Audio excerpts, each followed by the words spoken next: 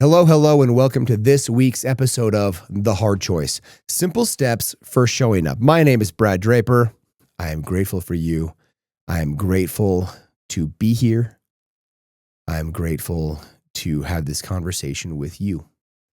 I hope you are giving as much as you're receiving. Just like last week, I hope you are finding ways to give. And I was realizing just now that I actually did more stuff. I donated time last Thursday. Thursday, to a nonprofit as a mentor for new entrepreneurs. Super cool. Forgot about that one. I had that one and I had these other masterminds and things. Man, such a wild ride last week. I loved every bit of it. But speaking of wild ride, speaking of work, speaking of pushing forward, I had a conversation with our engineer. And he has been chair-ridden. He's an engineer by trade. He's the engineer that writes our source code, and that writes all the code for our company. So he sits in a chair often by choice. But because of that, he doesn't get out very much, and his body has started to pack on a little bit of weight. And so finally, he has felt well enough because he's had some physical issues that had prevented him from doing things that he loved, like getting out and hiking and running and jogging and things. And we were having a conversation this week. He said, I finally was able to get out and run. He downloaded an app. This app gives him certain types of shoes. And he's allowed to run in a speed. So right now, the shoes allow him to run 4.5 to 5 miles per hour. And that's his window, which is basically a little over a power walk. That is a very light jog. And until he gets a certain number of miles logged into the app with physically running, that's his speed he's allowed. He's not allowed to go higher or lower. That's his window. And then once he gets new shoes, he can go on up to 6 miles an hour. And he kept talking about how excited he was to get a new pair of shoes in this app. He's a total tech nerd, and I love it. It gets him out. It gets him running. It gets him moving. And then he mentioned, I told him, I said, me and running, we don't get along. I am an anti-running physique. If you've ever seen me, I'm not really built to run. Yet I have done multiple marathons. I've done an Ironman. I've done half a dozen or more triathlons or Olympic length distance triathlons. And I do it because I like to challenge myself. But I'm not a runner. I don't like running. I prefer not to run. I prefer to cycle, actually. So I cycle, mountain bike or road bike, right now with the weather, 2 days a week. And that's my way of getting out and about. And he mentioned he does not get runner's high. It's just slavery and work the entire time he runs.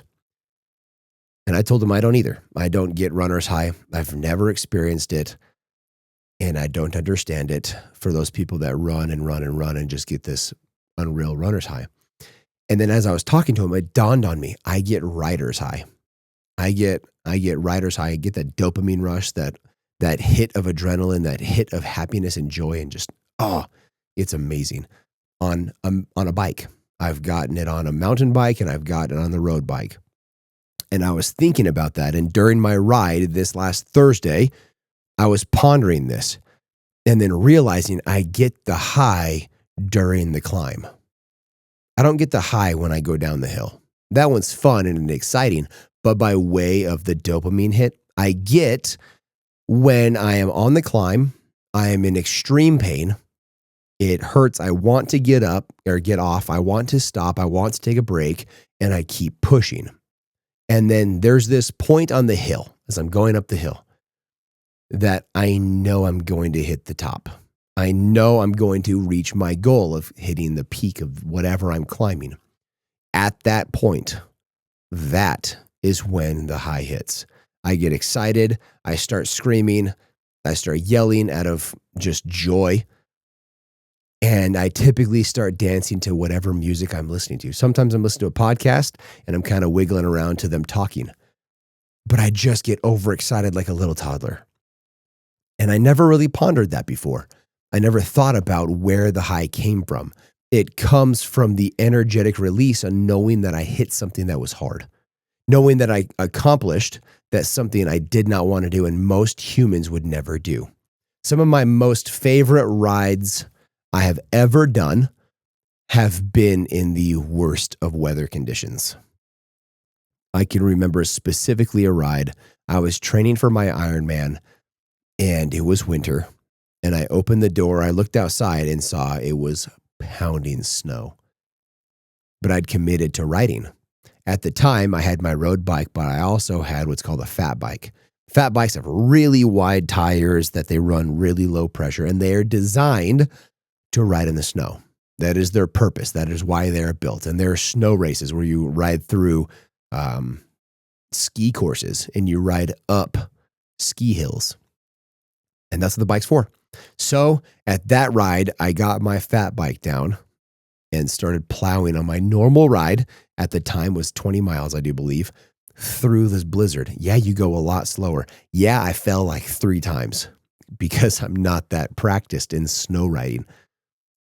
But I had more fun, more laughter, and more excitement, more ecstasy during that ride than anything else. And I had people honking at me and people just confused. The funniest faces I have ever seen while exercising was when I was riding my fat bike in a blizzard. There comes a great deal of self-confidence, self-pride, self-excitement, joy, ecstasy. So much resource comes from doing things that other people would never do. When you are accomplishing what you said you would do, especially in the face of adversity when other people would not be doing it. Go back many, many episodes on Misogis, or when I finished the Live Hard program on my very last day, day 365, and I went for my 2.5 mile walk in shorts in like 25 degrees in the snow. I was just in shorts. Doing these things, those bring the high. The high comes from just doing hard things and accomplishing it, at least for me. And that's why I love riding bikes. It's so much fun to ride bikes, and I talk to people on mountain bikes because I prefer mountain over everything. But right now I'm doing road bikes to have more saddle time. And I talk to people and they say, you're sick in the head. I would rather shuttle to the top and then ride down because riding down is the most fun. And I argue and say, I prefer the climb and then the reward of riding down. The riding down is a ton of fun and it is my reward. But the true high, the true excitement, the true happiness comes from the climb. I want you to think about this in your life. When you have done hard things, when you have been on the climb, looking back, I mean, while you're in the climb, it sucks. Let's be honest. Like, nobody wants to do it when you're in the climb. But looking back, I want you to look back in your life when you did exceptionally difficult things. How much joy did you have? How much excitement did you have? How much self-confidence did you boost? How much resource was brought in your life because of the work that you did? I've got this very close friend, and she was kind of loafing off of her parents for a long time, a couple of years. And she finally got into an apartment. It was subsidized housing, but it was her own. And she was able to afford a nominal amount, and her landlord raised her what she was capable of by like $50 a month. So she had to stretch. We have since spoken with her. She has since moved out from that house and moved on with her life. But she said that was the most happy she had ever been in her life because she had to really push. She had to push hard. And she made those goals. She hit the rent every month for an entire year. And how excited she was to hit those goals and the amount of confidence that boosted in her that she's capable of doing hard things. You need to do what you're capable of and then push a little more. Go to a little bit bigger hill, lift a little heavier weight. This last week, I was pretty tired during my bench press, and I've been working on my bench press quite a bit, trying to increase my load and increase my capacity. Maybe I'll chase my lifetime record. Maybe I won't. I'm 25 pounds off of my lifetime record right now. Could I hit it? Yes, with the proper training, I could. But is it really worth it? because I start putting things at risk, like tearing a pec, which I have done, or tearing a rotator cuff, which I have done. And it's not fun. So you have to also weigh the risk to reward for whatever you're doing by way of fitness, but also in life. There is something to be countered. There is some type of investment when you go forward. Right now, on the climb for business, the investment I have is my sleep. I have invested sleep. I have invested time. I have invested resources. I've invested experiences. I've had to say no to a lot of things, a lot of events, a lot of stuff that I've been invited to. I have to just simply say no, because either I don't have the time, I don't have the resource, or I've allotted that time and that resource for our climb in business. And we are just heads down, silently working while everybody else is playing. There is power in that, by the way. Silently working while everybody else is playing. They can play and enjoy and have fun. But for a short period of time, whether it be days, weeks, months, or years, it's still short by way of your lifetime.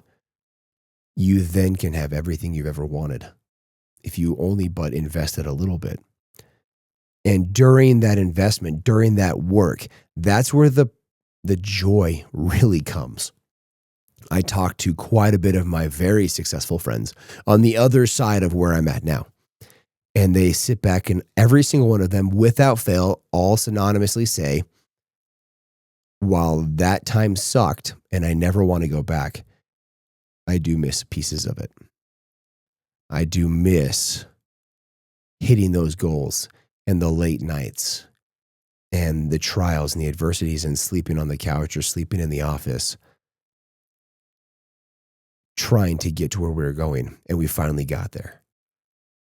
I'm in those trialing times, and it's a different frame of reference. It's a different lens to look through to see the trial as that. I'm in that with my kids. I've got a 5-year-old, a 3-year-old, and my wife is pregnant. We're starting this baby game over again. And I try and remind myself through the difficult times with our kids, there will come a time where I look back and I miss these days. There will come a time where I look back and miss the cuddles, miss the playful energy, miss the when I walk into the door, they have so much energy because I walked through the door. They were just hanging out on the couch, but the moment I walked through the door, their energy went to 10. I have had times where I walk in like, man, can't you just let me sit down for a second? I'm so tired. But then if you change the lens, they're excited because you're there. Your mere presence raised their energy state to a 10. How cool is that? There will come a time where I walk in and they sit on the couch and they say, hey, what's up, Dad? That will happen when they're teenagers. They won't raise to a 10. Their energy won't even budge, actually. But cherish the times that I have right now. Cherish the work that I have right now. Cherish the energy and the capacity I have right now. It's because of those workings that I am able to keep going forward. Kind of like last episode, talking about giving of yourself to others. You're giving of yourself to yourself. You are growing. You are climbing. You are building. And it is in the growth, in the climb, that you find the high. You find the joy. You find the satisfaction. And in fact, you don't find it, you create it. I keep saying find, but it's actually more you create it. And I'm so grateful for the opportunities to create. I want you to think about how hard you're pushing in your life.